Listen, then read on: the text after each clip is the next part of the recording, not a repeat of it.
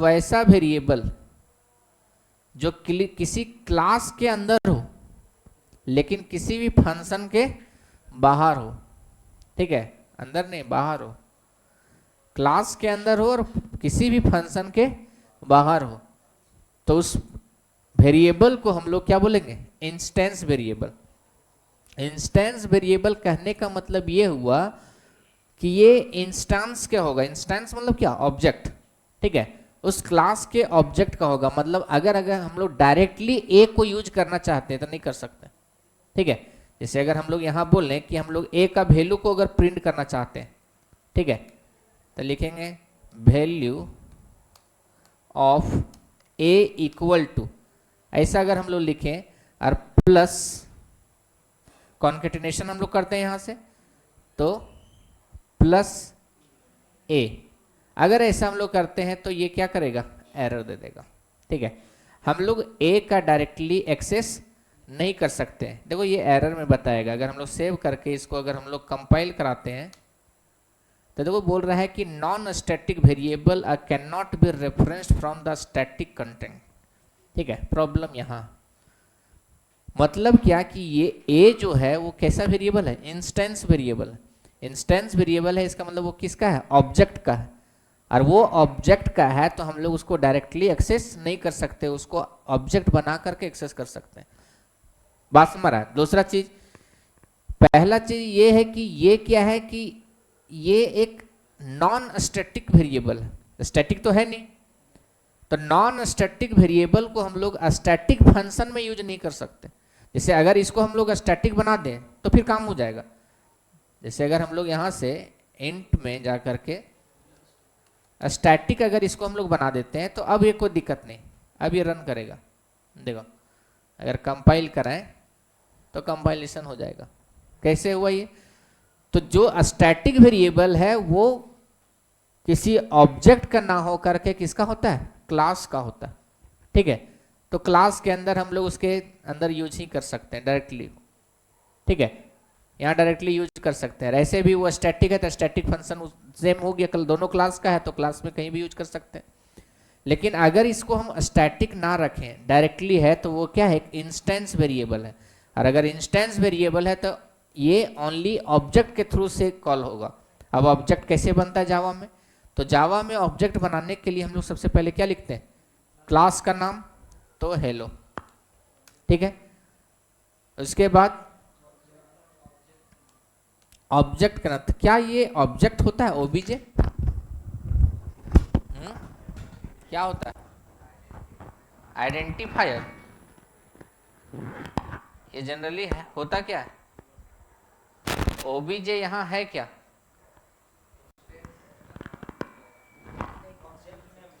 Object name.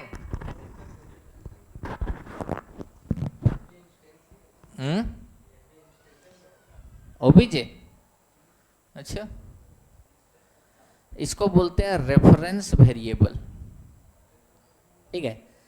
Generally यहाँ maximum लोग इसको कॉल करता होगा कि ये एक ऑब्जेक्ट है। नहीं, देखो होता क्या है कि जावा में जब ऑब्जेक्ट बनता है ना, तो जो भी मेमोरी ब्लॉक बनता है, देखो जावा में ऑब्जेक्ट ऐसे नहीं बनता है। जावा में ऑब्जेक्ट न्यू हेलो ये कर दिए, ये ऑब्जेक्ट बन गया। ये क्या हुआ? ऑब्जेक्ट बन गया। ऑब्जेक्ट बनाने का काम किसका होता है? क्रिएट करने का काम किसका होता है? हैं? ऑब्जेक्ट क्रिएट करने का काम किसका होता है? कीबोर्ड का। ये का बोलता है ना, कुछ भी हो ना, नहीं जानता है। चलो ट्राई भी करना है, कभी गलत भी तो हंसी मजाक होते रहना चाहिए। न्यू कीवर्ड से, अरे ऑब्जेक्ट बनाने का, क्रिएट करने का काम होता है किसका? कंस्ट्रक्टर का, जो मेमोरी एलोकेट करता है। तो कंस्ट्रक्टर को कैसे कॉल करते हैं? ऑब्जेक्ट बना करके। तो ये ऑब्जेक्ट बन गया, कंस्ट्रक्टर इससे कॉल हो जाएगा, वो ऑब्जेक्ट क्रिएट हो जाएगा, मेमोरी में एक ब्लॉक क्रिएट करेगा, लेकिन उस ब्लॉक का कोई नाम नहीं होगा। हाँ, वेरिएबल को इनिशियलाइज करता है, लेकिन इनिशियलाइज पहले मेमोरी एलोकेट करेगा तब तो इनिशियलाइज करेगा। मेमोरी एलोकेट करने का सी प्लस प्लस में पढ़ा होगा कि मेमोरी एलोकेट करना और वेरिएबल्स को इनिशियलाइज करने का काम कंस्ट्रक्टर होता है। डिस्ट्रक्टर का काम होता है जो मेमोरी कंस्ट्रक्टर द्वारा एलोकेट किया गया है उसको डी एलोकेट करना होता है डिस्ट्रक्टर का काम। लेकिन जावा में डिस्ट्रक्टर का यूज नहीं होता है। क्यों? यहाँ गार्बेज कलेक्टर काम करता है, मतलब एक आदमी घूमते रहता है कि कौन सा मेमोरी यूज नहीं हो रहा है। जो मेमोरी यूज नहीं हो रहा है वो ऑटोमेटिक उसको हटा देगा। हम लोग को हटाने देता है। इसी कारण से मेमोरी लीकेज का कॉन्सेप्ट नहीं आता इसमें, लेकिन सी प्लस प्लस में मेमोरी लीकेज का कंसेप्ट आता है। समझा? तो कभी भी अगर हम लोग को ऑब्जेक्ट बनाना है तो उसके लिए हम लोग ये लाइन लिख देते हैं, तो इससे क्या होगा? कंस्ट्रक्टर कॉल होगा।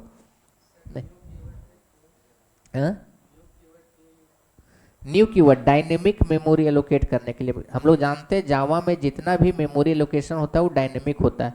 सी प्लस प्लस में ही न्यू कीवर्ड का कंसेप्ट है। हाँ, तो देखो, तो ये न्यू से हम बता रहे हैं कि मेमोरी एलोकेट करना है, लेकिन कॉल किसको कर रहे हैं? देखो, हेलो और पैरेंथेसिस लगाए वो किसको कॉल कर रहे हैं? क्योंकि ये काम किसका है? कंस्ट्रक्टर का। समझा? ये काम किसका है? कंस्ट्रक्टर। कंस्ट्रक्टर ही मेमोरी एलोकेट करेगा और जो भी वेरिएबल है उसको इनिशियलाइज करेगा। ठीक है, लेकिन जब मेमोरी एलोकेट करेगा तो उस ब्लॉक का कोई नाम नहीं होगा। बात सुन मारा?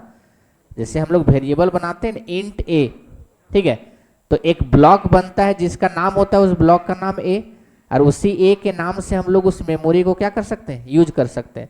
सेम उसी तरह से ऑब्जेक्ट बन गया है। ठीक है, मेमोरी डिक्लेयर हो चुका है, एक ब्लॉक तैयार हो चुका है, लेकिन उस ब्लॉक का नाम नहीं है, तो क्या उस ब्लॉक को हम लोग यूज कर पाएंगे? नहीं कर पाएंगे। उस ब्लॉक को हम लोग यूज नहीं कर पाएंगे।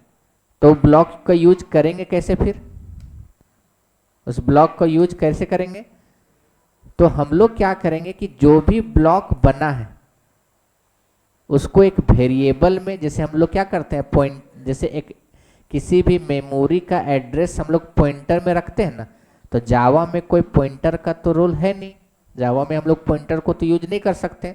तो वहां एक पढ़ा होगा रेफरेंस वेरिएबल, पढ़ा है? नहीं पढ़ा है? Reference variable. तो यहाँ हम लोग क्या करेंगे कि देखो, वहां पढ़ा होगा कि इंटीजर का जो एड्रेस है वो ओनली इंटीजर पॉइंटर स्टोर कर सकता है, कैरेक्टर का address only character pointer address store कर सकता है। ये पढ़ा है ना? सेम उसी तरह से ये हेलो टाइप का ये क्लास का जो ऑब्जेक्ट है, इसके मेमोरी को स्टोर कौन कर सकता है? हेलो नाम का वेरिएबल। तो इस कारण से हम लोग यहाँ लिखते क्या है कि हेलो नाम का एक वेरिएबल बना देते हैं ओबीजे। ठीक है, तो इस लाइन से हुआ क्या कि एक ऑब्जेक्ट क्रिएट हुआ जिस ऑब्जेक्ट का कोई नाम नहीं है। ठीक है, तो जो भी मेमोरी होगा वो मेमोरी मिल जाएगा किसको? ओबीजे को। तो एक चीज यहां देखना, बहुत लोग बोलता है कि ओबीजे ऑब्जेक्ट है। ओबीजे ऑब्जेक्ट नहीं है। OBJ is a reference variable which holds the memory of object. ठीक है, ओबीजे क्या है? एक रेफरेंस वेरिएबल। ओबीजे क्या है? रेफरेंस वेरिएबल है जो ऑब्जेक्ट जो है हेलो का, उसका मेमोरी एड्रेस को स्टोर करके रखा है। मतलब उस ऑब्जेक्ट को अगर हम लोग एक्सेस करना चाहते हैं तब ओबीजे के हेल्प से हम लोग कर सकते हैं। ठीक है, अगर हम लोग इसको ना लिखें तो ऐसा नहीं कि ऑब्जेक्ट नहीं बनेगा, बनेगा। ठीक है, लेकिन उस एड्रेस को कोई स्टोर नहीं करेगा। जब स्टोर ही नहीं करेगा तो कोई एक्सेस नहीं कर पाएगा। ऑब्जेक्ट जब प्रोग्राम का एग्जीक्यूशन होता है,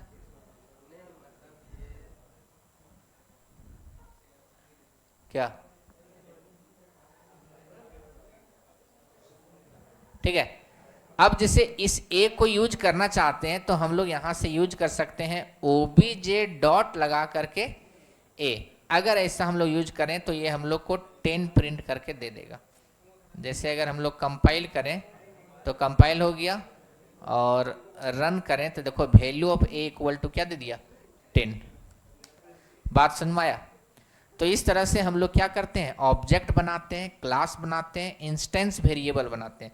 सेम इसी तरह से इंस्टेंस फंक्शन भी होता है।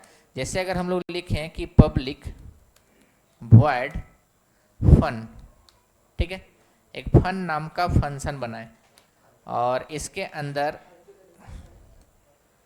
एक लाइन लिख देते हैं, दिस इज फन फंक्शन, ठीक है। तो ये जो फंक्शन बना, ये भी फंक्शन कैसा फंक्शन बना, इंस्टेंस फंक्शन बना।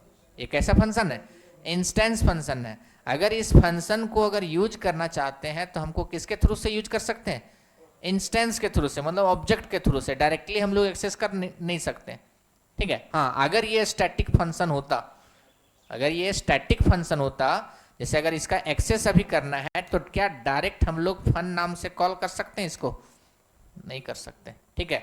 अगर हम लोग ऐसा करते हैं तो देखो एरर आएगा।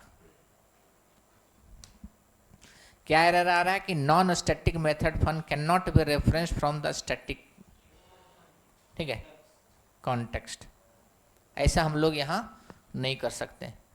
हाँ, अगर ये फंक्शन स्टैटिक अगर हम लोग बना दें तब ये काम हो जाएगा।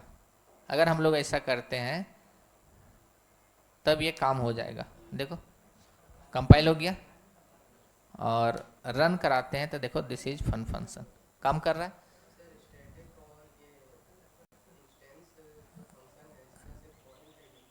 इसमें हाँ, नहीं, देखो अंतर क्या है। जैसे एक क्वेश्चन ये भी पूछ सकता था कि अगर नॉर्मल फंक्शन हम लोग बना सकते हैं तो स्टैटिक फंक्शन हम क्यों बनाए। हाँ, तो डायरेक्ट करता, बस यही फायदा के लिए, बस एक ही पता। हाँ, वैसे भी कर सकता है। जैसे देखो मान लो कि तुम इस इंस्टीट्यूट का एक सॉफ्टवेयर बना रहा है, ठीक है। तो इस इंस्टीट्यूट का जैसे सॉफ्टवेयर बना रहा है तो इस इंस्टीट्यूट के नाम से क्लास क्रिएट करेगा नहीं। अब मान लो हम लोग यहाँ का कैंडिडेट है तो हम लोग का एक ऑब्जेक्ट क्रिएट होगा यहाँ से, तो हम लोग का डिटेल सारा ये रहेगा, ठीक है। मान लेते हैं कि हम लोग का नाम, ठीक है, हम लोग का कॉन्टैक्ट नंबर, हम लोग का एड्रेस, हम लोग का आईडी, ठीक है। ये सब तो वेरिएबल बनाएगा ही बनाएगा। अब जैसे हम लोग कौन सा कोचिंग में पढ़ते हैं इसका ये नाम लिखेगा, एक वेरिएबल उसका भी बनाएगा। कहाँ वो एड्रेस है, उसका एड्रेस कहाँ है वो बनाएगा, ठीक है। तो अब देखो सबको नॉर्मल अगर बना देगा तो जब ऑब्जेक्ट क्रिएट करेगा तो वो मेमोरी हमारे लिए भी ऑक्युपाई करेगा, तुम्हारे लिए भी ऑक्युपाई करेगा, सबके लिए ऑक्युपाई करेगा। सोचो सेम डेटा है लेकिन अलग अलग मेमोरी ऑक्युपाई कर रहा है। बात समझ रहा, नहीं समझा। जैसे देखो बैंक जो होता है, ठीक है, मान लो बैंक नाम का एक क्लास बना, हम लोग उस बैंक का अकाउंट होल्डर है, तो बैंक में हम लोग का डेटा स्टोर होगा, कस्टमर का नाम, कस्टमर का अकाउंट नंबर, कस्टमर का एड्रेस, कस्टमर का कॉन्टैक्ट नंबर, ऐसा, ठीक है। अब वहाँ ये सब डेटा तो स्टोर रहता है लेकिन ये भी तो रहता है कि कस्टमर का आईएफएससी कोड, कस्टमर का बैंक नेम, कस्टमर का बैंक एड्रेस, ये सब भी तो रहता होगा। अब सोचो सब नॉर्मल वेरिएबल हम लोग बनाए तो होगा क्या कि जब ऑब्जेक्ट बनेगा तो वो bank name, IFSC code, bank address वो हमारे लिए भी स्टोर होगा, एलोकेट करेगा मेमोरी, और कस्टमर है उसके लिए भी करेगा। सोचो डेटा सब के लिए सेम है, क्या बैंक नेम मेरे लिए अलग हो जाएगा, आईएफएससी कोड अलग हो जाएगा, एड्रेस अलग हो जाएगा, नहीं। तो हम सब ऑब्जेक्ट के लिए मेमोरी एलोकेट क्यों कर रहे हैं। तो हम लोग क्या चाहेंगे, कॉमन मेमोरी एलोकेट हो, एक बार मेमोरी एलोकेट हो, उसी को सबको एक्सेस कर पाए, यही चाहेंगे। अरे बात समझ में हम क्या बोल रहे हैं। सो कि जैसे बैंक का अगर सॉफ्टवेयर बना रहे हैं तो हम लोग बैंक का जो एड्रेस है, बैंक का आईएफएससी कोड जो वेरिएबल बनेगा, क्या वो नॉर्मल वेरिएबल बनाएंगे, नहीं बनाएंगे। नॉर्मल वेरिएबल बनाने से क्या होगा, जितना ऑब्जेक्ट क्रिएट होगा सब जगह मेमोरी एलोकेट होगा उसका। ये बात नहीं समझ में आ रहा। विजुलाइज कर रहा है। देखो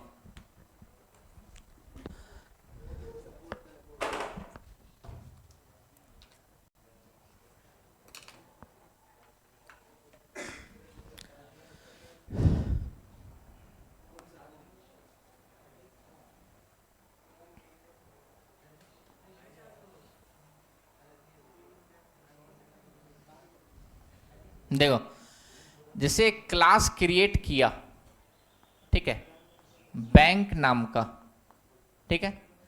अब इसके अंदर अगर हम लोग एक जैसे मान लो इंट अकाउंट नंबर अगर हम लोग किए बनाए, ठीक है, चलो कैर नाम का, या फिर जैसे जावा में बना रहा है तो स्ट्रिंग हम लोग कस्टमर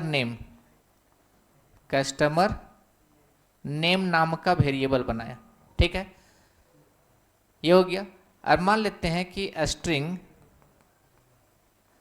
IFSC कोड, ठीक है, फिर स्ट्रिंग बैंक नेम, चलो इतना ही अगर हम लोग काम करें तो एक बैंक नाम का क्या बना हुआ है, एक क्लास बना हुआ है। अब इसमें हम लोग इतना वेरिएबल बनाए, जब इस बैंक नाम का ऑब्जेक्ट बनाएंगे तो ये ऑब्जेक्ट क्या करेगा, एक मेमोरी एलोकेट करेगा ना, जिसके अंदर क्या होगा, अकाउंट नंबर का फील्ड होगा ब्लॉक, इसके अंदर कस्टमर नेम का फील्ड होगा, इसके अंदर IFSC कोड का होगा, इसके अंदर बैंक नेम का होगा। तो मान लेते हैं ये कस्टमर 1 है तो ये मेमोरी एलोकेट किया। अब कोई दूसरा कस्टमर मान लो ये किया, मान लेते हैं कस्टमर 2 है तो वो भी अकाउंट नंबर, वो भी कस्टमर नेम, वो भी IFSC कोड, वो भी बैंक नंबर, ये भी स्टोर करेगा, ये भी एलोकेट करेगा, ठीक है। तीसरा कस्टमर अगर मान लेते हैं आया तो वो भी क्या करेगा, वो भी अकाउंट नंबर, वो भी account customer name, IFSC code और बैंक नेम सब कर रहा है। अब ध्यान दो, अकाउंट नंबर सब अलग अलग कर रहा है, ये समझ में आता है कि सबका अकाउंट नंबर से अलग अलग होगा। कस्टमर नेम अलग अलग कर रहा है तो ये बात समझ आ रहा है कि सबका कस्टमर नाम अलग होगा। लेकिन ये जो दोनों हैं IFSC कोड और बैंक नेम, क्या सबका अलग अलग होगा क्या? बैंक, ये IFSC कोड किसी कस्टमर का ना हो करके किसका होता है, बैंक का होता है। बैंक का नाम किसी कस्टमर का ना हो करके किसका होता है, बैंक का होता है। तो जो चीज बैंक का है वो हम सब कस्टमर को क्यों दे रहे हैं? ये देने का कोई कारण बनता है? कोई कारण नहीं। अरे पहला तो कारण नहीं बन रहा है, दूसरा कि हर एक बार मेमोरी एलोकेट कर रहा है एक ही चीज बार बार। तो क्यों ना हम कुछ ऐसा करें कि ये डेटा एक जगह कहीं स्टोर हो, एक जगह स्टोर हो और सबको यूज करे इसको। नहीं, अरे सबको यूज करे, बात सुन रहा हम क्या बोल रहे हैं? सो कि एक जगह अगर स्टोर हो और वहां से सबको एक्सेस कर सके उसको, तो क्या करना होगा इसके लिए? तो उसके कारण से हम लोग इसको क्या बना देते हैं, स्टैटिक। इसको हम लोग क्या बना देंगे, स्टैटिक। तो स्टैटिक बना देने से क्या होगा कि वो डेटा मेंबर किसी ऑब्जेक्ट का ना हो करके किसका होता है, क्लास का होता है। इस कारण से स्टैटिक मेंबर को या स्टैटिक फंक्शन को हम क्लास के हेल्प से यूज करते हैं। ऐसा करते हैं ना, कभी यूज करता होगा क्लास डॉट, क्लास का नाम डॉट जो भी फंक्शन है उससे करता होगा? नहीं। क्यों ऐसा? क्योंकि वो मेंबर ऑब्जेक्ट का नहीं है, वो मेंबर किसका है, क्लास का है। बात समझ रहा है? तो एक बार वो मेमोरी ऑक्युपाई करेगा और जितना भी ऑब्जेक्ट है सबको यूज करेगा उसको। तो इससे फायदा क्या होगा? पहला तो मेरा कंसेप्ट सुधर गया कि bank IFSC code bank name अब किसका है, क्लास का है, जो सही भी है बोलना, ठीक है। दूसरा कंसेप्ट कि बार बार हम मेमोरी ऑक्युपाई अब नहीं करेगा, अब ये मेमोरी ऑक्युपाई नहीं करेगा, अब ये मेमोरी ऑक्युपाई नहीं करेगा, अब ये नहीं करेगा। अब एक जगह ये कहीं स्टोर है और यहीं से तीनों ऑब्जेक्ट क्या करेगा, एक्सेस करेगा। तो इतना मेरा जो मेमोरी कंजम्पशन है वो भी घट जाएगा। किस चीज के कारण? सिर्फ स्टैटिक लगाने करने। तो इसलिए कभी भी जब भी कोई प्रोजेक्ट बनाओ, जब जावा क्लास उसमें डिफाइंड कर रहा है तो देख लो डेटा कैसा है, डेटा ऑब्जेक्ट का है कि क्लास का है, ठीक है। मतलब क्या वो डेटा सब ऑब्जेक्ट के लिए कॉमन होने वाला है या फिर कि अलग अलग है? अगर कॉमन होने वाला है तो उस डेटा को हम लोग क्या बनाएंगे, स्टैटिक बनाएंगे। बात समझ रहा है? उस डेटा को हम लोग क्या बनाएंगे, स्टैटिक बनाएंगे। जैसे अगर कॉलेज का बनाएंगे तो कॉलेज का नेम स्टैटिक होगा, कॉलेज का एड्रेस स्टैटिक होगा, कॉलेज का कॉन्टैक्ट नंबर क्या होगा, स्टैटिक। ये सब के लिए सेम होगा। बार बार मेमोरी ऑक्यूपाई करने से क्या फायदा। बात समझ में आ रहा है। तो कब स्टैटिक बनाना है, कब स्टैटिक नहीं बनाना, ये बात समझ में आ रहा है। अगर जो डेटा क्लास का है, ठीक है, उस समय हम लोग उसको क्या करेंगे, स्टैटिक बनाएंगे। और अगर वो डेटा किसका है, ऑब्जेक्ट का है, तो उस समय हम लोग क्या बनाएंगे, सिंपल इंस्टेंस वेरिएबल बनाएंगे, क्योंकि हर एक ऑब्जेक्ट में वो क्या होगा, क्रिएट होगा। बात समझ में आया, क्लियर है ये चीज, ठीक है। तो ये है स्टैटिक का कंसेप्ट, ठीक है।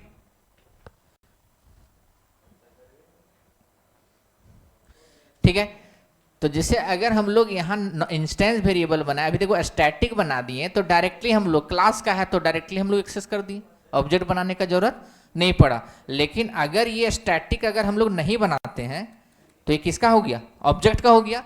तो ऑब्जेक्ट का हो गया तो देखो एरर दे दिया तुरंत कि क्लास वाला कैसे डायरेक्टली कर सकता है, ऑब्जेक्ट ला यूज करेगा। तो अगर यहाँ हम लोग यूज करें ओबीजे डॉट यूज करें तो कोई एरर नहीं, फिर कोई एरर नहीं, फिर ये काम करेगा, ठीक है। तो ये कंसेप्ट याद रखना, कब हमको इंस्टेंस वेरिएबल बनाना है, कब हमको स्टैटिक वेरिएबल बनाना है, कब हमको इंस्टेंस फंक्शन बनाना है, कब हमको स्टैटिक फंक्शन बनाना है। क्लियर है ये। तो यहां तक बात समझ में आ रहा है। तो एक चीज फिर हम बोलेंगे, पूरा जावा हम नहीं पढ़ाने वाले हैं, कि उतना समय नहीं है कि पूरा जावा का हर चीज में हम ये चीज बोल रहे हैं। जितना हमको जरूरत पड़ेगा एडवांस जावा पढ़ने के लिए वो सारा चीज बताएंगे। तो ये बेसिक था, क्योंकि ये सब तो करेंगे ही, क्लास बनाना, ऑब्जेक्ट बनाना, ये सब तो करना ही है। हम फिर से एक बार रिवीजन कर रहे हैं, ठीक है। तो क्लास कैसे बनेगा वो समझ में आ गया, इंस्टेंस वेरिएबल कैसे बनेगा सो समझ में आ गया, इंस्टेंस फंक्शन कैसे बनेगा सो समझ में आ गया, ये होता क्या है सो समझ में आ गया, ठीक है। कैसे उसको एक्सेस करते हैं सो समझ में आ गया, ठीक है। क्लियर है यहां तक। अब देखो यहां से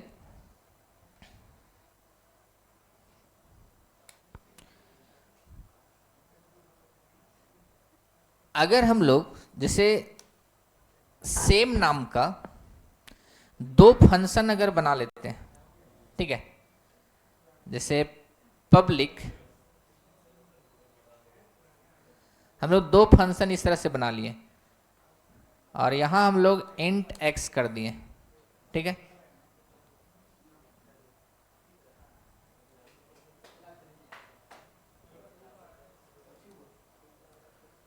value of x equal to, यहां हम लोग कर देंगे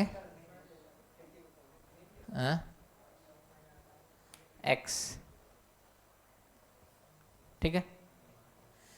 तो इस कंसेप्ट को हम लोग क्या बोलते हैं, कॉल बाय वैल्यू की ओवरलोडिंग। देखो दो कंसेप्ट है जावा में, एक फंक्शन ओवरलोडिंग और एक फंक्शन ओवरराइडिंग, ठीक है। जब कोई किसी क्लास में सेम नाम का एक से ज्यादा फंक्शन है, ठीक है, बट उसका सिग्नेचर डिफरेंट है, तो इस कंसेप्ट को हम लोग क्या बोलते हैं, फंक्शन ओवरलोडिंग। क्या जरूरी है कि एक से ज्यादा फंक्शन एक ही क्लास में रहे, हो सकता है एक पेरेंट में हो और एक चाइल्ड में हो, ऐसा भी तो हो सकता है। क्या उस फंक्शन को क्या बोलेंगे, ओवरराइडिंग बोल देंगे। जैसे देखो तो यहां से जैसे मान लेते हैं कि एक क्लास ए है, ठीक है, एक क्लास क्या है, ए है। हम लोग अभी इसको रन नहीं कराते, एक क्लास ए है अभी बना हुआ। अगर हम लोग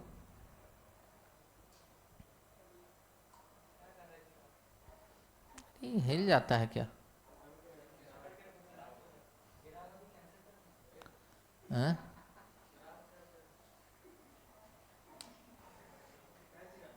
और यहां से क्लास एक ए बना लेते हैं और एक क्लास बी बना लेते हैं, ठीक है, क्लास बी, ठीक है। ये फंक्शन हम लोग क्या करते हैं, कट करके यहां रख देते हैं, ठीक है। ये वेरिएबल को भी हटा देते हैं। अब देखो तो जावा में इनहेरिट करने का तरीका क्या है? तो हम लोग लिखते हैं एक्सटेंड्स, पता होगा ये सब सबको, ये सब तो नॉर्मल चीज़ है कि जावा में इनहेरिट करने के लिए हम लोग क्या लिखते हैं? एक्सटेंड्स। किसको एक्सटेंड करना है? ए को। तो यहाँ क्या किया कि ए क्लास जो है, बी क्लास जो है वो इनहेरिट कर लिया किसको? ए को। इनहेरिटेंस क्या है ये बताने की जरूरत नहीं है कि किसी का भी कैरेक्टरिस्टिक्स प्रॉपर्टीज एक क्लास अगर दूसरे क्लास से इनहेरिट करता है, प्रॉपर्टी लेता है, तो इसी चीज प्रोसेस को हम लोग इनहेरिटेंस बोलते हैं। ठीक है, कितना टाइप का इनहेरिटेंस है? नॉर्मल पढ़ा होगा C++ में, single inheritance, multi level inheritance, hierarchical inheritance, multiple inheritance, hybrid inheritance, बहुत सारा। जावा में ये चीज़ पढ़ा होगा कि सब इनहेरिटेंस खत्म हो गया, सिर्फ सिंगल और मल्टी लेवल यहाँ काम करता है। ठीक है, जावा में ओनली सिंगल इनहेरिटेंस और मल्टी लेवल इनहेरिटेंस काम करता है, बाकी नहीं काम करता है, क्योंकि बाकी में प्रॉब्लम था। उस C++ में भी प्रॉब्लम देखा होगा, वहाँ जो वर्चुअल बेस क्लास से सॉल्व किया गया था, मतलब एम्बिग्यूटी प्रॉब्लम जो आता था। ठीक है, एम्बिग्यूटी प्रॉब्लम आता था ना, तो वहाँ सॉल्व किया गया था वर्चुअल बेस क्लास से, लेकिन जावा उसको क्या किया? हटा दिया। ठीक है, जहाँ प्रॉब्लम था।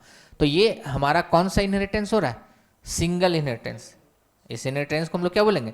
Single inheritance. अब ध्यान से देखो, भले एक क्लास में एक से ज्यादा फंक्शन सेम नाम का रहे, सिग्नेचर अलग हो, तो उसको भी हम लोग फंक्शन ओवरलोडिंग बोलेंगे।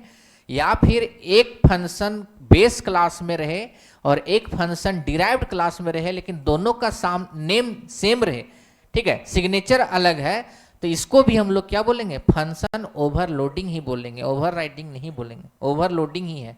लेकिन यही कंसेप्ट को C++ में हम लोग फंक्शन ओवरराइडिंग बोलते हैं। हाँ, C++ में फंक्शन ओवरराइडिंग बोलते हैं वहां। ठीक है, यही कंसेप्ट को, लेकिन यहां हम लोग फंक्शन ओवरलोडिंग बोलते हैं। ठीक है, अब फंक्शन ओवरलोड क्यों करते हैं आखिर हम लोग? आखिर जरूरत क्या है फंक्शन को ओवरलोड करने का? बोलो। अब फंक्शन का उसके अलग अलग बिहेवियर्स को यूज करने के लिए, जैसे हम लोग जानते हैं कि एरिया एक चीज का नहीं है, एरिया बहुत चीज का है। एरिया सर्कल का भी है, एरिया स्क्वायर का भी है, एरिया रेक्टेंगल का भी है। जब हम लोग फंक्शन डिफाइन करेंगे तो उसको वॉल्यूम नहीं लिख देंगे, एरिया ही लिखेंगे, तो सब का नाम सेम रहेगा। इससे होता क्या है कि जब हम लोग एपीआई सब यूज करते हैं या इनबिल्ट फंक्शन यूज करते हैं, तो सब का नाम सेम रहने से नाम याद करने में आसानी होता है। ठीक है, हाँ, बाकी अलग अलग पैरामीटर दे करके हम लोग उसका काम कर सकते हैं। इस कारण से हम लोग क्या करते हैं? फंक्शन ओवरलोडिंग करते हैं। ठीक है, तो जब किसी एक क्लास में या फिर पेरेंट चाइल्ड क्लास में सेम नाम का फंक्शन हो, ठीक है, सेम नाम का फंक्शन हो, बट सिग्नेचर उसका क्या हो? अलग अलग हो, तो इस कंसेप्ट को हम लोग क्या बोलते हैं? Function overloading. ठीक है, ये चीज पढ़ा हुआ होगा, एक बार हम रिवाइज करा दिए। ठीक है, लेकिन अगर ऐसा हो जाए कि सब कुछ शकल सूरत सब कुछ सेम हो जाए, तो क्या ऐसा जावा में कर सकते हैं? पब्लिक वॉइड फन और पब्लिक वॉइड फन, ऐसा कर सकते हैं? कर सकते हैं। और इसी कंसेप्ट को हम लोग बोलते हैं फंक्शन ओवरराइडिंग। ठीक है, इस कंसेप्ट को हम लोग क्या बोलते हैं? मतलब क्या कि अगर एक फंक्शन पेरेंट क्लास में हो और एक फंक्शन चाइल्ड क्लास में हो, नाम सिग्नेचर सब कुछ सेम हो, ठीक है, नाम सिग्नेचर सब कुछ सेम हो, तब इस कंसेप्ट को हम लोग बोलते हैं फंक्शन ओवरराइडिंग। अब बात आता है कि आखिर हम लोग क्यों ओवरराइड करें? जरूरत क्यों, क्या पड़ेगा? हम ऐसा क्या सिचुएशन आएगा जब हमको ओवरराइडिंग करना पड़ेगा? या कौन सा सिचुएशन में हम ओवरराइडिंग करेंगे? बताओ। ओवरराइडिंग क्या है? तो चलो डेफिनेशन तो तुम लोग बता दे रहा है कि एक क्लास पेरेंट में होगा, दूसरा फंक्शन चाइल्ड में होगा, सेम सब कुछ है, तो फंक्शन ओवरराइडिंग है। लेकिन क्यों यूज करें हम लोग? हाँ, फंक्शन के फीचर्स को बढ़ाने के लिए, बढ़ाने के लिए कि अपग्रेड करने के लिए? नहीं, हैं? हाँ, देखो होता क्या है, अच्छा हम लोग रियल लाइफ में ओवर राइडिंग करते हैं कैसे? हाँ, कैसे आता था? हाँ कलम। हाँ हाँ हाँ हाँ हाँ, लेकिन उसको ही लिखना भी बोलते हैं और पहले भी लिखना ही बोलते थे। नहीं, जैसे होता क्या है कि देखो हम लोग रियल लाइफ में हमेशा ओवर राइडिंग का कंसेप्ट को यूज करते हैं और वही ओवर राइडिंग जावा भी यूज करता है। ठीक है, होता क्या है कि समय के काल बढ़ते जाता है जब ना, तो हम लोग पुराने जो ट्रेडिशनल जो चीज़ है उसको हम लोग अपग्रेड करते हैं, नहीं करते हैं? जैसे पुराना जो रीति रिवाज जो चल रहा था, नहीं, पुराना जो रीति रिवाज जो चल रहा था वो रीति रिवाज हमको सही नहीं लगता है, हम अपने हिसाब से उसको चेंज करना चाहते हैं और किए भी। नहीं, जैसे अगर शादी का ही देखो, एकदम पुराना में अगर जाओ, अगर देखा जाए तो उसमें स्वयंवर होता था। नहीं, धीरे धीरे उस प्रथा को चेंज किया गया। नहीं, प्रथा फिर इसमें जो एक विधिवत शादी जो होता है, डायरेक्ट कोर्ट मैरिज नहीं आया, पहले विधिवत शादी हो सो। नहीं, उसके बाद फिर मंदिर ये सब का कॉन्सेप्ट आ गया, फिर तुम्हारा कोर्ट मैरिज का कंसेप्ट आ गया, फिर तुम्हारा ऑनलाइन का भी कॉन्सेप्ट आ गया, वीडियो कॉल इस सब में। नहीं, बहुत सारा शादी हुआ है लॉकडाउन में वीडियो कॉलिंग पर, हुआ है नहीं हुआ? तो अब देखो, तो इसमें जितना भी फंक्शन है हम लोग सबको क्या बोलते हैं? शादी ही ना बोलते हैं। अरे जितना भी फंक्शन है सब फंक्शन क्या है? शादी। चेंज क्या हुआ? उसका फंक्शनिंग, अंदर का काम, यही ना मतलब। क्या कि जो पहले का जो फंक्शनिंग है, जो उसका प्रोसीजर है, जो उसका डेफिनेशन है, वो डेफिनेशन से हम खुश नहीं है। हम फंक्शन वही रहेगा, नाम वही रहेगा, लेकिन हम उसका जो प्रोसेसिंग है वो चेंज करना चाहते हैं। नहीं, अरे ये जरूरी भी है, ये जरूरी भी है। नहीं, जैसे पहले का कार ये सब में आता था वायर वाला कार, ब्रेक, नहीं जिसमें लगाते थे, जिसमें वायर, जैसे ड्रम जो ब्रेक जो रहता था सो। अब कंसेप्ट आ गया किसका? डिस्क ब्रेक का आ गया ना। तो अभी पहले भी ब्रेक मारना ही बोलते थे, अभी भी ब्रेक मारना ही बोलते हैं, लेकिन उसका फंक्शनिंग चेंज हो गया।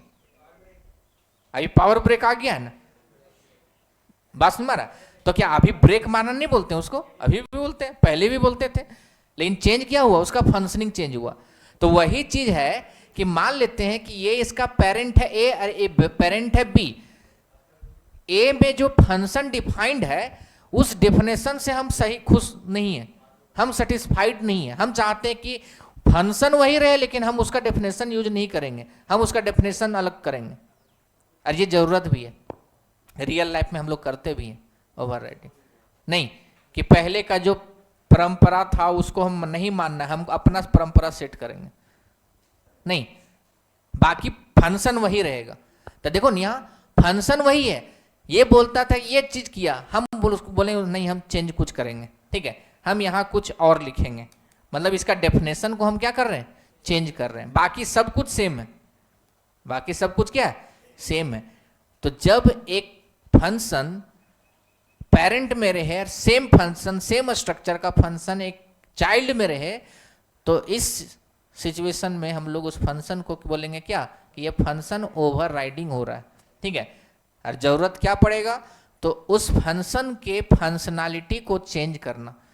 जो उसका एग्जिस्टिंग फंक्शनैलिटी था वो फंक्शनैलिटी हमको नहीं चाहिए, हम लोग उसमें अपना कुछ फंक्शनैलिटी ऐड करना चाहते हैं। इस कारण से हम लोग उसको क्या करेंगे? चेंज कर देंगे। बात समझ में आ रहा है? क्लियर है ये चीज? फंक्शन ओवरराइडिंग है क्या, क्यों यूज करना है, समझ में आ गया। फंक्शन ओवरलोडिंग है क्या, क्यों यूज करना है, ये समझ में आ गया। क्लियर है ये? देखो ये कंसेप्ट हम लोग प्रोजेक्ट में यूज करेंगे इसलिए हम बता रहे हैं, ठीक है। फंक्शन ओवरलोडिंग बेसिक चीज है, फंक्शन ओवरराइडिंग ये सब हमेशा प्रोजेक्ट में करेंगे, हमेशा फंक्शन ओवरराइड करेंगे वहां, ठीक है, क्लियर है यहां तक। इनहेरिटेंस कैसे करेंगे सो समझ में आ गया। यहां हम लोग मल्टीपल हाइब्रिड इनहेरिटेंस ये सब नहीं कर सकेंगे, ठीक है, बात समझ में आ रहा है। अब देखो तो यहां से एक कंसेप्ट पढ़ा होगा तुम लोग, रैपर क्लास का कंसेप्ट पढ़ा होगा, ठीक है। जैसे कभी कभी ये बोला जाता है कि जावा 100% प्योर ऑब्जेक्ट ओरिएंटेड प्रोग्रामिंग नहीं है, नहीं, लेकिन बोला जाता है नहीं जावा 100% प्योर ऑब्जेक्ट ओरिएंटेड प्रोग्रामिंग है।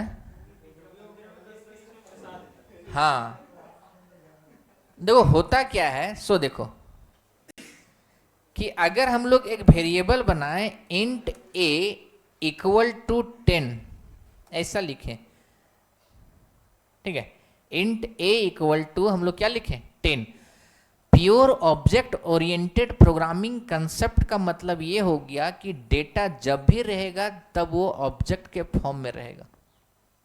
इसका कहना ये नहीं कि डेटा जब भी रहेगा वो किस फॉर्म में रहेगा, ऑब्जेक्ट के फॉर्म में रहेगा, तब ना हम उसको 100% ऑब्जेक्ट ओरिएंटेड बोलेंगे। क्या ये अभी ए ऑब्जेक्ट है?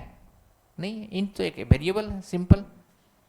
तो क्या हाँ डेटा जो हमारा 10 है क्या वो ऑब्जेक्ट में है? नहीं है, डेटा हमारा एक वेरिएबल में है। इसी सिचुएशन में हम जावा को बोलते हैं कि ये 100% ऑब्जेक्ट ओरिएंटेड प्रोग्रामिंग लैंग्वेज नहीं है। इसी सिचुएशन में यही जावा फेल होता है। लेकिन ग्लोबल लेवल पर हम लोग बोलते हैं कि नहीं, जावा 100% ऑब्जेक्ट ओरिएंटेड है। क्यों? क्योंकि इसका भी तोड़ निकाला है जावा के पास इसका सॉल्यूशन है कि मत रखो ऐसे तुम वेरिएबल को, वैल्यू को ऐसे, तुम ऑब्जेक्ट में रखो। अरे तुम ऑब्जेक्ट में रखो, ठीक है। और ये कंसेप्ट को दूर किया कौन? रैपर क्लास, ठीक है। ये कंसेप्ट को दूर किया कौन? Wrapper class. और रैपर क्लास का जैसे कंसेप्ट आता है तब हम पूरा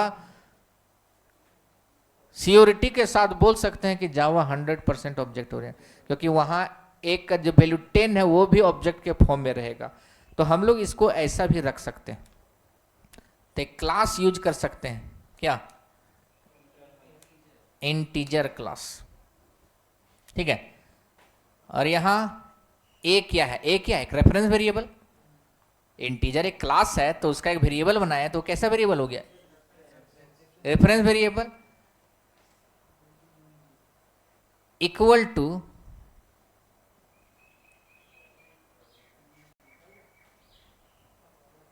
हम लोग जैसे यहां इंट a इक्वल टू अगर 10 जैसे लिखे थे तो यहाँ वेरिएबल जो बनाए, जैसे मान लेते हैं OB नाम का एक वेरिएबल बना लेते हैं और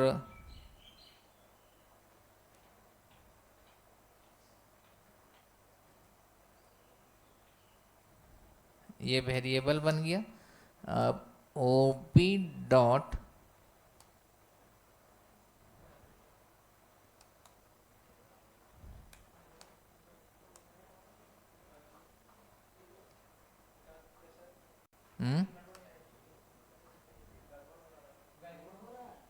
क्या?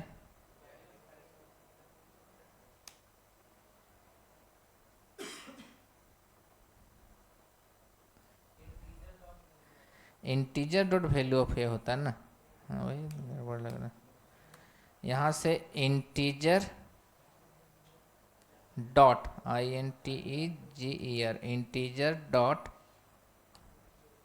वैल्यू ऑफ ए ऐसा होता, ठीक है। अब देखो ए जो है वो OB में स्टोर हो गया, ठीक है। मतलब अब ये ऑब्जेक्ट के फॉर्म में है। बात सुन रहा? जैसे बोल रहा था कि 10 जो है वो ए में है, ठीक है। अब हम लोग ए को ऐसे हम लोग ना रख करके, हम लोग चलो यहां ना रख करके हम लोग डायरेक्टली यहां तो 10 दे सकते हैं, ठीक है। ये 10 आ गया।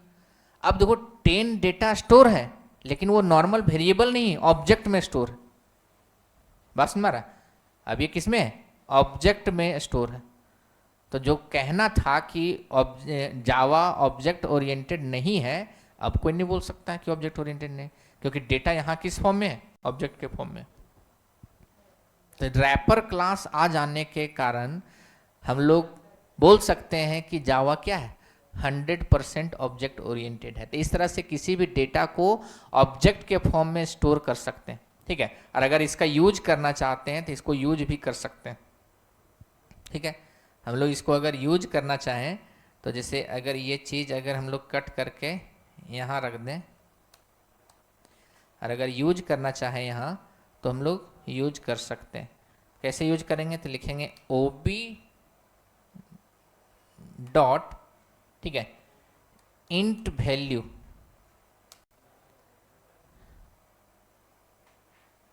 ठीक है। तो इस तरह से क्या होगा, जैसे इंटीजर रहेगा तो इंट वैल्यू, फ्लोट रहेगा तो फ्लोट वैल्यू, कैर रहेगा तो कैर वैल्यू। बस हमारा इसी तरह से हर एक क्लास बना हुआ है, रैपर क्लास में पढ़ा होगा।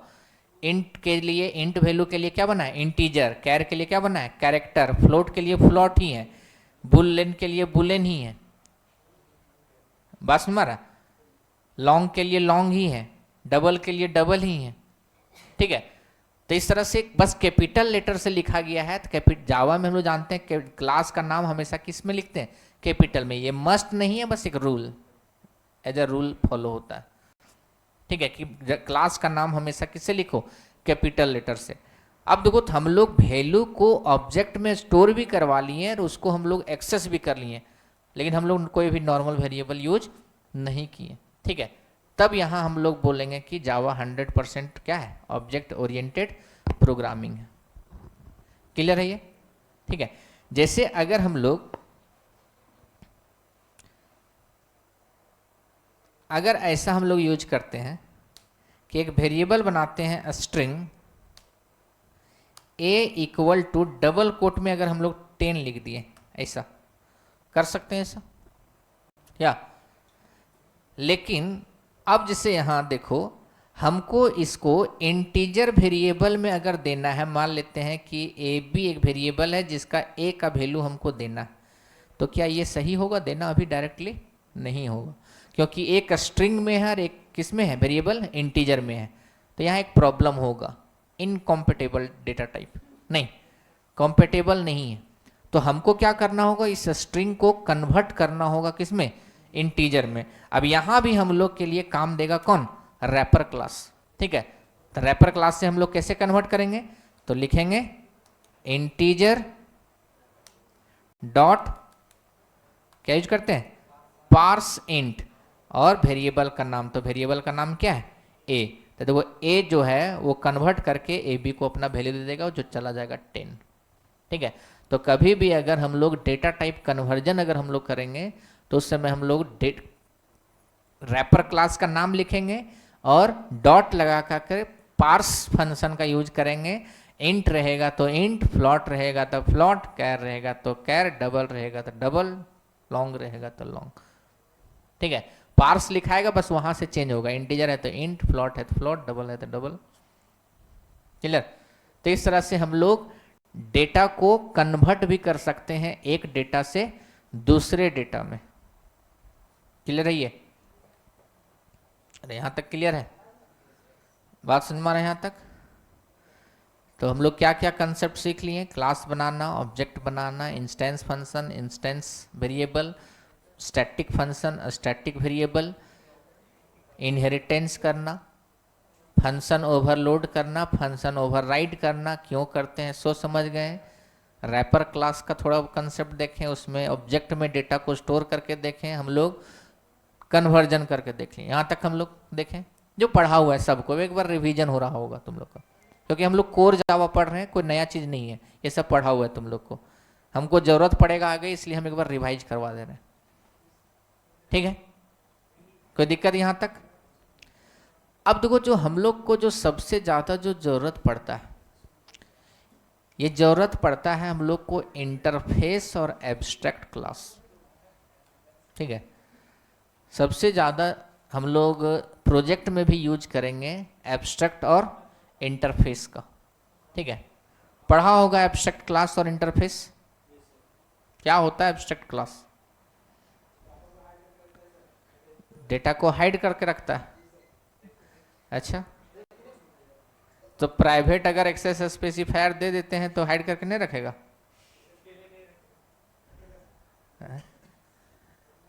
आखिर क्यों यूज करते हैं एब्स्ट्रैक्ट?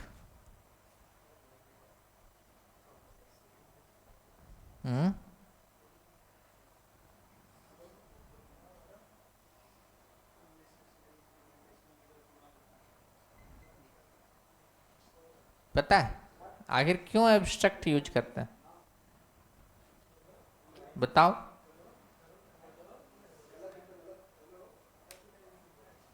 एब्स्ट्रैक्ट का यूज हम लोग क्यों करें?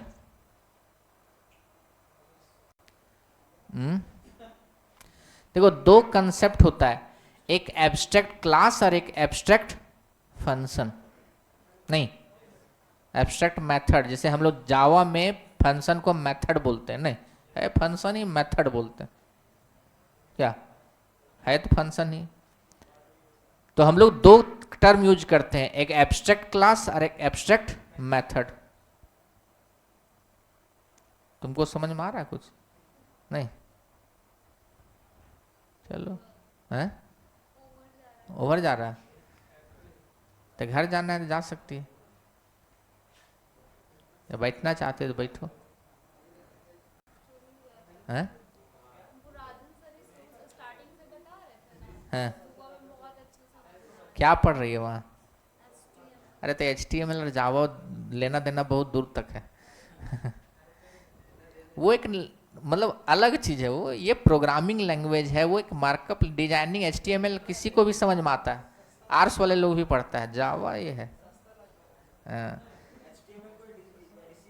DCA प्लस वाला भी लोग सब पढ़ता है। देखो जावा इसलिए, देखो जावा थोड़ा टफ है, इसलिए सेमेस्टर 1 में नहीं दिया, 2 में नहीं दिया, 3rd में दिया। डायरेक्ट जावा भी नहीं पढ़ना है, प्रॉब्लम हो जाएगा। C++ आता नहीं, जावा कैसे सीखे? लेकिन जावा का यूज बैकएंड में है, फ्रंट एंड में नहीं है। तुम जो पढ़ रही है अभी HTML CSS, वो फ्रंट एंड का चीज है, ठीक है।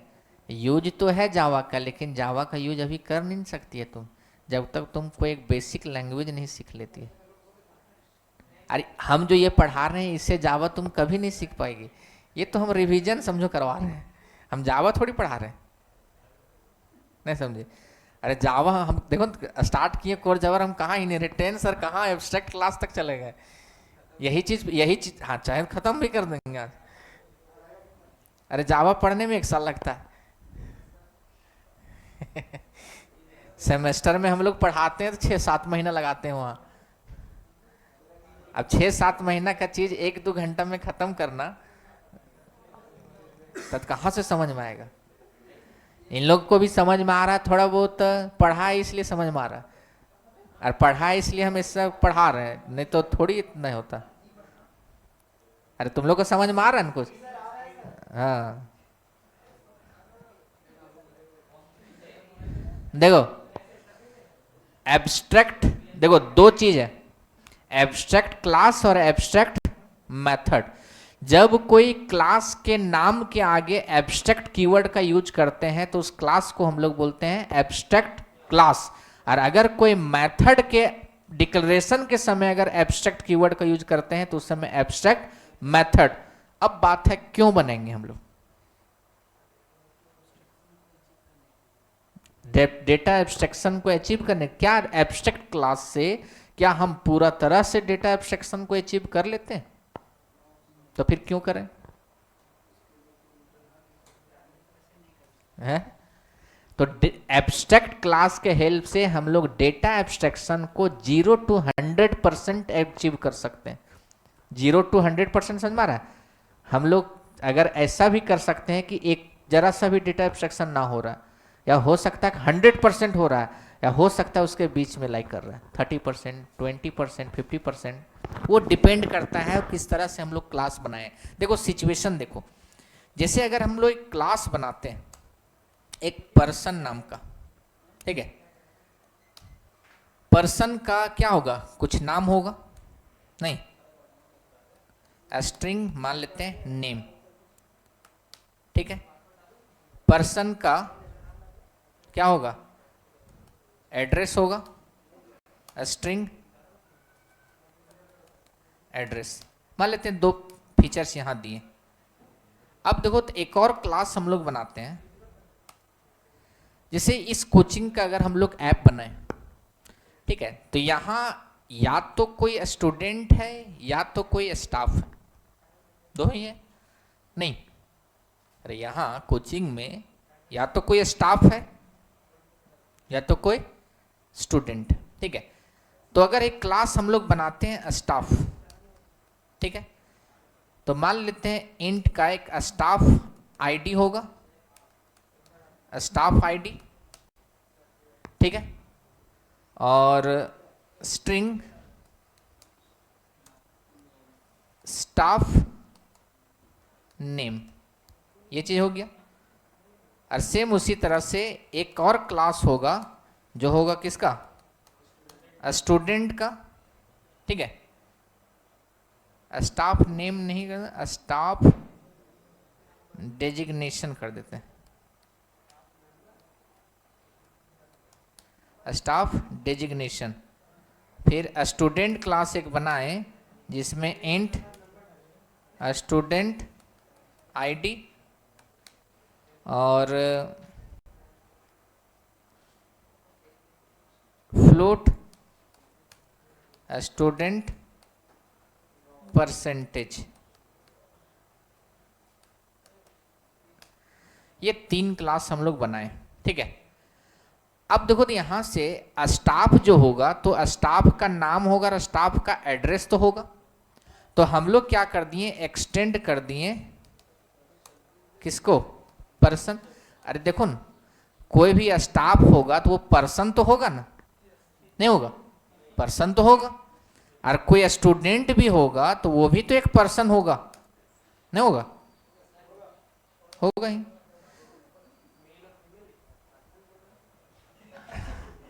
अरे उतना डीप में काहे जाता है?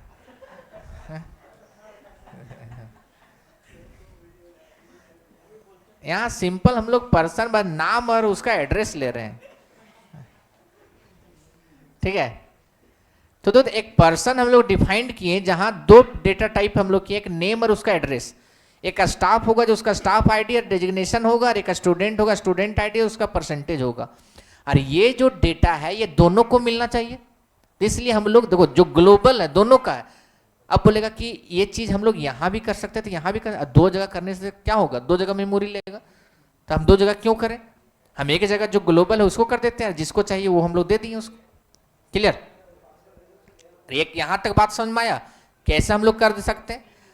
अब देखो तो अगर हम लोग एक क्लास बनाए, एक क्लास अगर हम लोग बनाए सी, ठीक है, और यहां इसका मेन फंक्शन बनाते हैं, ठीक है, यहां इसका मेन फंक्शन होगा।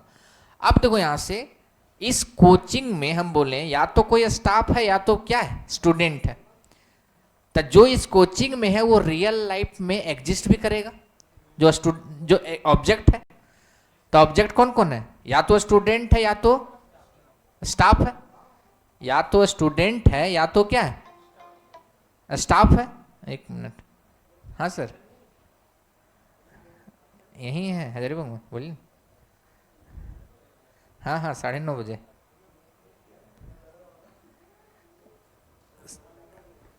तो आपको ईमेल नहीं आया, ईमेल में सारा कुछ लिखा हुआ है। तो एकेडमिक सर्टिफिकेट जितना है 10th 12th का ग्रेजुएशन का सब ले आइए, पासिंग सर्टिफिकेट और मार्कशीट दोनों ले मांगेगा तो हम तो सब उठा के ले आएंगे, जो मांगेगा दिखा देंगे।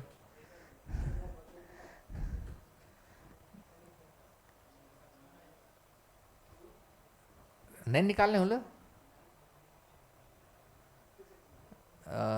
तो मार्क्स पासिंग सर्टिफिकेट जनरली मांगता है, लेकिन मार्कशीट भी चलेगा। लेकिन वैसा अगर जरूरत होगा तो बाद में भी सबमिट किया जा सकता है, चाहे जेरोक्स करा के लेता आइएगा ना। हाँ ये तो इधर होगा, हाँ नहीं, उससे तो नहीं बात हुआ।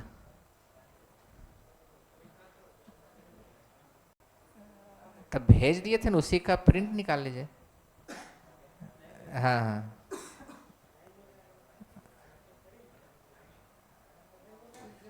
हाँ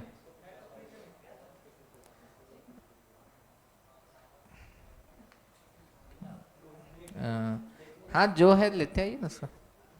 हाँ हाँ, कौन बड़का चीज है। ठीक, देखो एक मेन फंक्शन बनाए जहां हम लोग ऑब्जेक्ट बनाएंगे उसका डेटा स्टोरेज के लिए। अब देखो तो यहां से अगर हम लोग ऑब्जेक्ट बनाते हैं न्यू स्टाफ का, तो ये ऑब्जेक्ट बनाना कोई गलत नहीं होगा क्या? क्योंकि हमारे कोचिंग में स्टाफ तो है, स्टाफ है तो उसका ऑब्जेक्ट भी बनना चाहिए, बनना चाहिए कि नहीं? अगर हम लोग ऑब्जेक्ट बनाते हैं किसी स्टूडेंट का,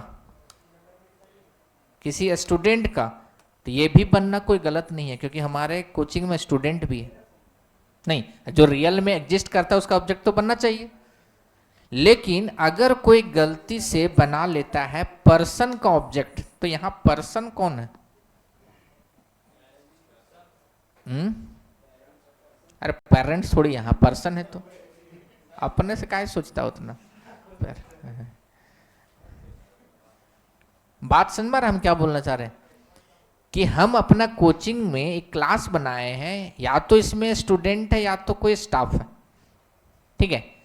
तो ऑब्जेक्ट जो बनना चाहिए था वो स्टूडेंट का बनना चाहिए था, या और किसका बनना चाहिए था? स्टाफ का बनना चाहिए था। कोई पर्सन का ऑब्जेक्ट बना के क्या करेगा? कोई काम है उसका? कोई काम नहीं है, तो फिर क्यों बना रहा है ये? तो हमको क्या करना होगा, इसका ऑब्जेक्ट बनाने से रोकना होगा। नहीं, हमको ऑब्जेक्ट बनाने से रोकना होगा कि कोई गलती से भी ना बना ले। किसका? हाँ, पर्सन क्लास हम रखेंगे, वो इनहेरिट करके यूज करेगा, कोई ऑब्जेक्ट ना बनाए, ठीक है? अब ये कैसे रोक सकते हो? क्या बोल के मना करेंगे कि मत बनाना है? तो कितना लोग को बोलेंगे? बोल के तो मना नहीं कर सकते, ठीक है? इसी कारण से हम लोग क्लास को एब्स्ट्रैक्ट क्लास बना देते हैं। अगर इस क्लास को एब्स्ट्रैक्ट क्लास बना दें तो कोई चाह करके भी नहीं बना सकता, ठीक है? तुरंत एरर दे दिया। अगर इसको हम लोग कंपाइल करें तो देखो यहां क्या बोल रहा है, आइडेंटिफायर एक्सपेक्टेड क्लास।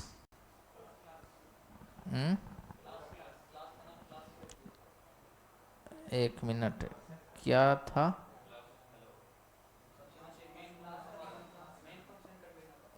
क्लास मान लेते हैं, डेमो नाम कर देते हैं, या फिर हेलो दे ही देते हैं, हेलो, ठीक है?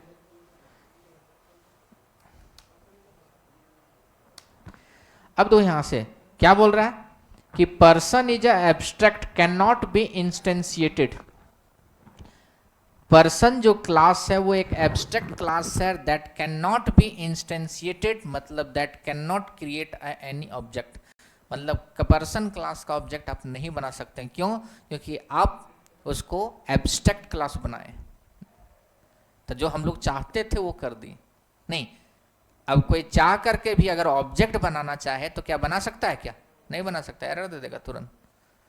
लेकिन पर्सन क्लास, अब बताओ, किसी भी क्लास का अगर ऑब्जेक्ट नहीं अगर बना सकते हैं तो फिर उसको यूज कैसे करें? फिर क्यों बने उस क्लास को? हाँ, कोई जरूरी नहीं है कि किसी भी क्लास का यूज हम लोग ऑब्जेक्ट बना करके ही करें, उसको इनहेरिट करके कर सकते हैं, नहीं कर सकते? बात समझ में रहा? किसी भी क्लास का मेंबर का यूज या क्लास का यूज कोई जरूरी है उसका ऑब्जेक्ट बना करके ही कर सकते हैं? इनहेरिट करके भी कर सकते हैं। तो हम लोग ऑब्जेक्ट नहीं बनाएंगे, इनहेरिट कर लेंगे। बात समझ में आ रहा है? तो एब्स्ट्रैक्ट क्लास क्या है सोच समझ में आ रहा है? क्यों बनाएंगे सोच समझ में आ रहा है? कि जब हम लोग प्रोजेक्ट ये सब बनाते हैं तो कोई ऐसा क्लास हम लोग जब बनाएंगे और उस समय हम एक रिस्ट्रिक्शन डालना चाहते हैं कि कोई भी उस क्लास का ऑब्जेक्ट ना बना पाए। बात समझ में आ रहा है?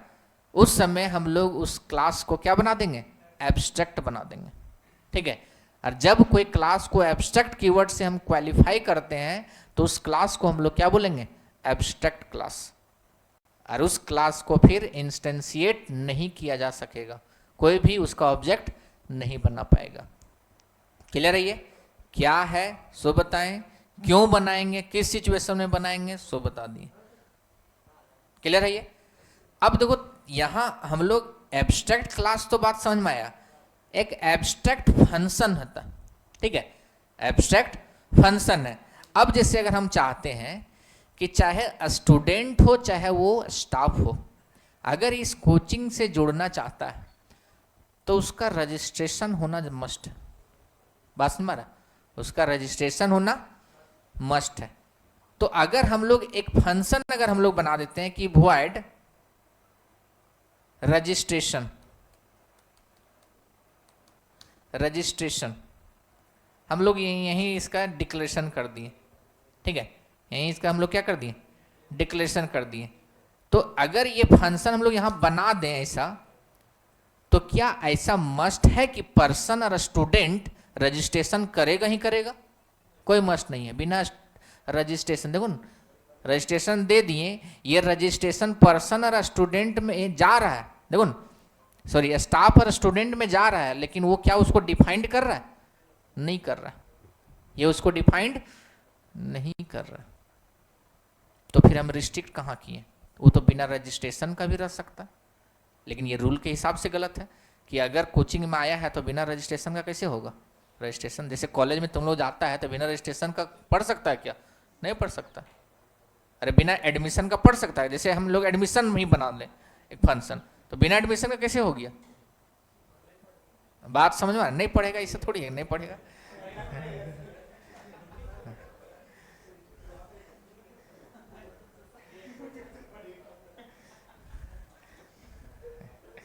तुम लोग के हिसाब से जावा पढ़े तो सत्यानाश कर देगा तुम लोग ने। अब बोलता कैसे पढ़े, बोला नहीं पढ़ेंगे।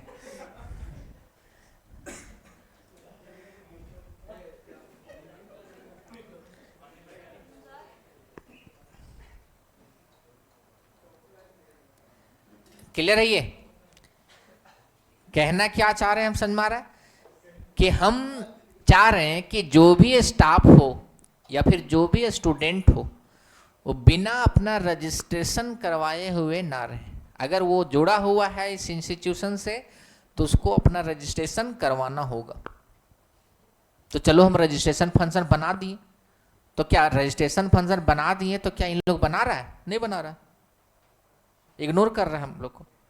नहीं, इसका मतलब यही नहीं हुआ इग्नोर कर रहा है। तो हम कैसे इसको रिस्ट्रिक्ट कर सकते हैं? तो इसको रिस्ट्रिक्ट करने के लिए एब्स्ट्रैक्ट मेथड का यूज करना होगा। इस मेथड को डिक्लेयर ना करके हम लोग यहाँ क्या करेंगे, एब्स्ट्रैक्ट मेथड बना देंगे, ठीक है। और ध्यान देना, एब्स्ट्रैक्ट मेथड कभी भी डिफाइंड नहीं होता है। अगर हम किसी फंक्शन को एब्स्ट्रैक्ट मेथड बनाए हैं तो उसको हम लोग डिफाइंड नहीं कर सकते।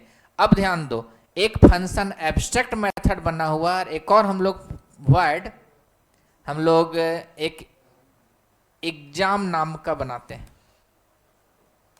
एग्जाम। ये नॉन एब्स्ट्रैक्ट मेथड है।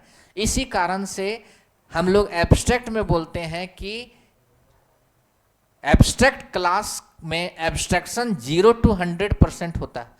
ध्यान से देखो, अगर हम लोग कोई भी एब्स्ट्रैक्ट मेथड नहीं बनाते तो भी क्लास चल रहा था।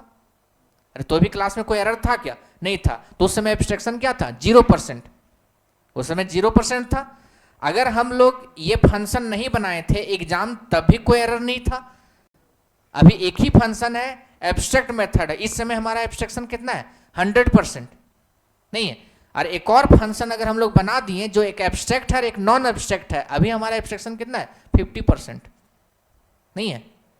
एक एब्स्ट्रैक्ट है और एक नॉन एब्स्ट्रैक्ट है, तो 50% है ना एब्स्ट्रैक्शन। तो इसलिए बोला जाता है कि जावा में एब्स्ट्रैक्ट जो क्लास है वो डेटा एब्स्ट्रैक्शन को 0 to 100% अचीव करता है। वो 0% भी हो सकता है, 100% भी हो सकता है, बीच में भी लाई कर सकता है। नहीं, इसका मतलब ये हुआ कि किसी भी एब्स्ट्रैक्ट क्लास में हम कोई फंक्शन को एब्स्ट्रैक्ट चाहे तो बना सकते हैं, चाहे तो नहीं बना सकते। ठीक है, अब देखो यहां से जैसे हम इस रजिस्ट्रेशन को एब्स्ट्रैक्ट बनाएं, अब स्टाफ और स्टूडेंट बुरा मान गया नहीं। अब ये क्या बोल रहा है, यहां एरर दे रहा है। ठीक है, एक बार एरर देखो क्या दे रहा है एरर। देखो क्या बोला कि staff is not abstract. Staff क्या है, एब्स्ट्रैक्ट नहीं है। Does not override abstract method registration. एक चीज ध्यान देना, अगर कोई क्लास के अंदर,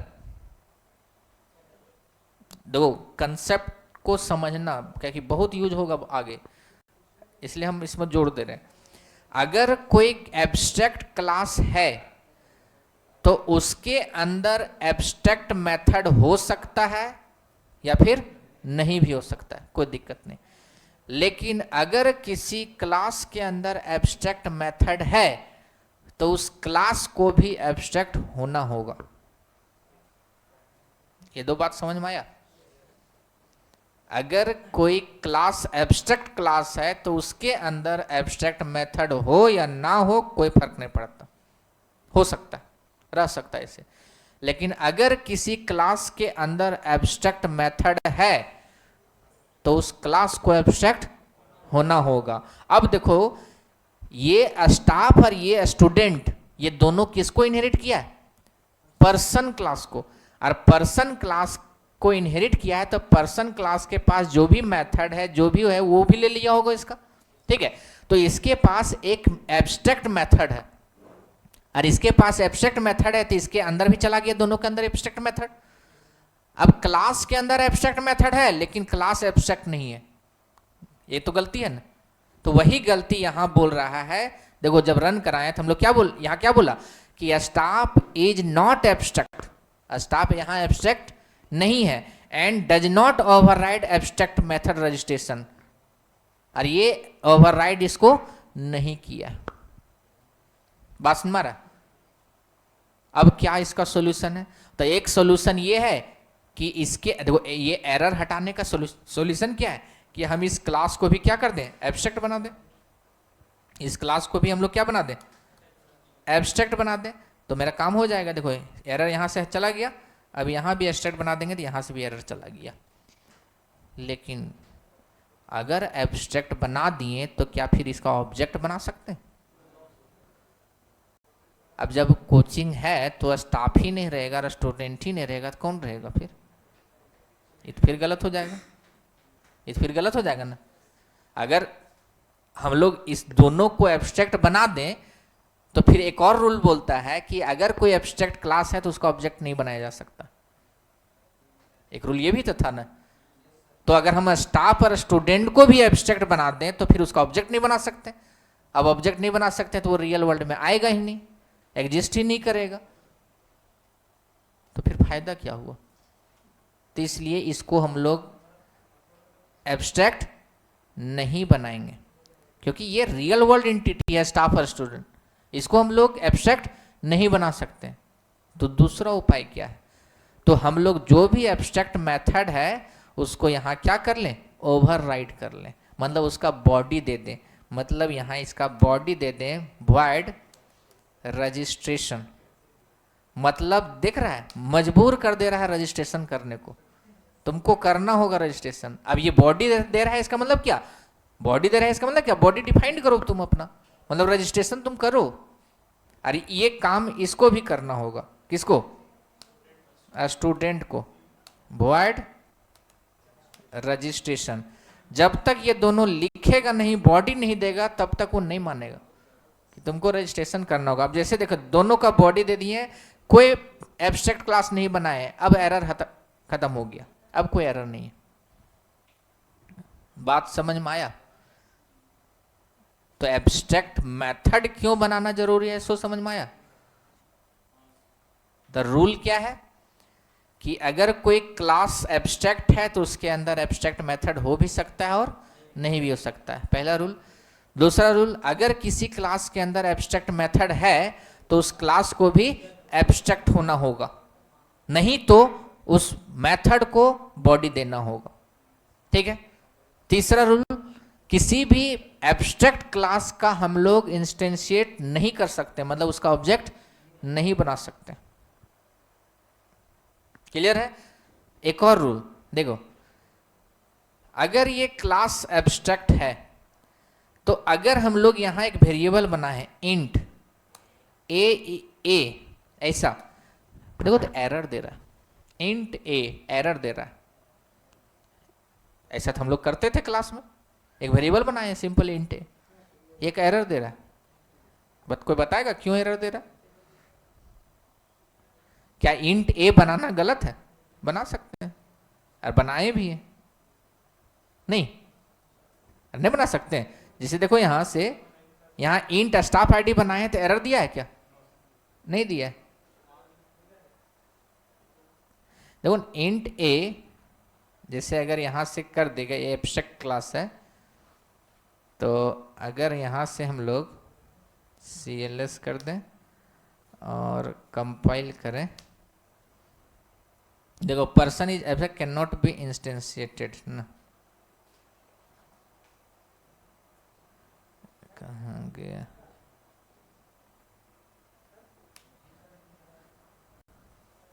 नहीं ये हो सकता है, ये इंटरफेस में इंट ये यहाँ काम करेगा, इंटरफेस में प्रॉब्लम करेगा, यहाँ एरर नहीं देगा, इंटरफेस में प्रॉब्लम करेगा। ठीक है, तो ये कहानी समझ में आया? ठीक है, इस चीज कंसेप्ट को याद रखेगा, इंटरव्यू में पूछा जाता है बहुत सारा चीज। ठीक है, एब्स्ट्रैक्ट क्लास क्या है सो समझाएं, एक्सट्रैक्ट क्लास क्यों बनाएंगे सो समझाएं, उसका कुछ रूल्स बताएं। ठीक है, उसी तरह एब्स्ट्रैक्ट फंक्शन क्या है सो बताएं, एब्स्ट्रैक्ट मेथड क्यों बनाएंगे, आखिर कौन सा सिचुएशन होगा जिसमें हमको एब्स्ट्रैक्ट मेथड बनाना होगा, वो ही बताएं। क्लियर है? ये नीड्स समझ में आया ना ये? ठीक है, यूज किया था एब्स्ट्रैक्ट का ये सब, तो एक बार रिवाइज हो गया ये चीज।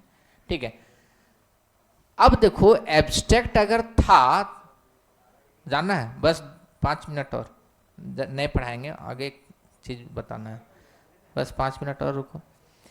अगर हमारे पास एब्स्ट्रैक्ट का कंसेप्ट है तो हम फिर इंटरफेस क्यों लाएं?